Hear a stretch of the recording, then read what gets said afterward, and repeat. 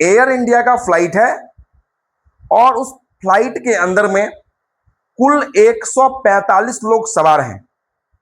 और जब किसी गाड़ी में, किसी फ्लाइट में या किसी ट्रेन में जब कोई यात्री सवार हो जाता है, उस सवारी को सवार होने के बाद पूरी की पूरी जवाबदेही उस ड्राइवर की होती है, उस पायलट की होती है जो फ्लाइट को या ट्रेन को या किसी बस को चला रहा होता है। क्या उसे सही जगह तक पहुंचाया जाएगा या बस डायरेक्ट यमराज के पास पहुंचाया जाएगा, ये सारा जवाबदेही उस पायलट के हाथ में ही होता है। लेकिन बीते दिन एक घटना देखने को मिला।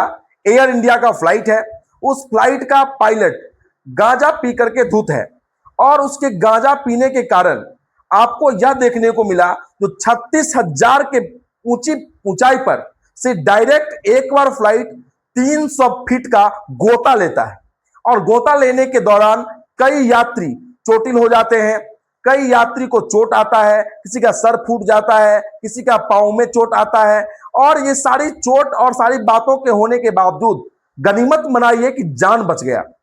वह हादसा सारे लोग का जान तक ले सकता था।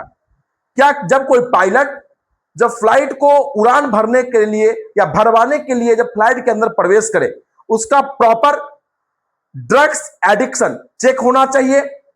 और ऐसा कहा गया है और ऐसा रूल है कि आप जब किसी फ्लाइट को उड़ान भरवाते हैं, टेक ऑफ करवाते हैं, तो आपको टेक ऑफ करवाने से पहले 12 घंटे पहले आपको नशीली पदार्थ का उपयोग नहीं करना है। लेकिन ये पायलट गांजा पी करके धुत है। इसकी हालात ऐसी है जो एक पांव में सूज है, एक पांव में सूज नहीं है, और वो सीट पर बैठने के बदले में वह जमीन पर बैठा हुआ है, उस फर्श पर बैठा हुआ है, फ्लाइट के फर्श पर है।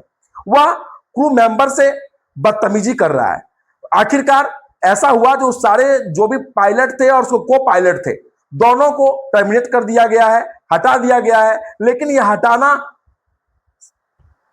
कोई हल नहीं है, क्योंकि अगर वो व्यक्ति, जितने लोग सवार थे, और उसकी हत्या हो जाती, वो व्यक्ति मारे जाते, दुर्घटना के शिकार हो जाते, तो क्या केवल उस पायलट को सस्पेंड कर देने से या नौकरी से बर्खास्त कर देने से क्या उसकी जान वापस चले आती? आप क्या सोच रखते हैं? कमेंट सेक्शन में बताएं। जय हिंद।